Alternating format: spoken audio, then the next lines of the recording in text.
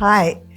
Since Valentine is approaching, I thought of giving you all a few tips on how to use essential oils during Valentine's, during the month of Valentine, and to, really bring out that love in you, that romance in you, and to make you feel good. So to start off with, the oil that I highly recommend is rose. Now, rose is a wonderful, wonderful oil, and it is an oil of love. It is one oil that is used for love. So now how are we going to use this rose? Firstly, take a bowl, put water in it, light your candles, and the rose oil, you can sprinkle it all into the bowl.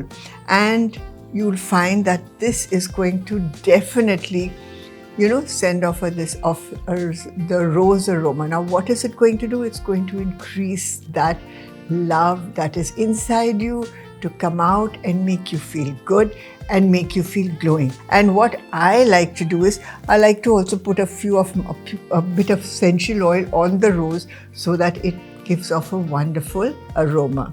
The other way, of course, is you can use it in a shower.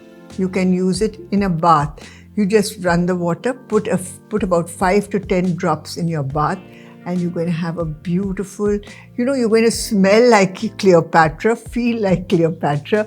Also, you're going to feel exotic. You're going to feel wonderful. So this is what rose does for you. The other way, of course, is you can take a candle and light it first. Okay?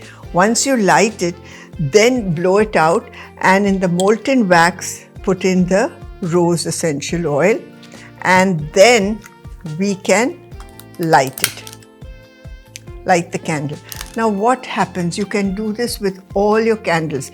So you're going to have that wonderful aroma of rose. You can use it in a diffuser also, which is very good. And this is what I highly recommend. The other thing is you can also use it as a perfume.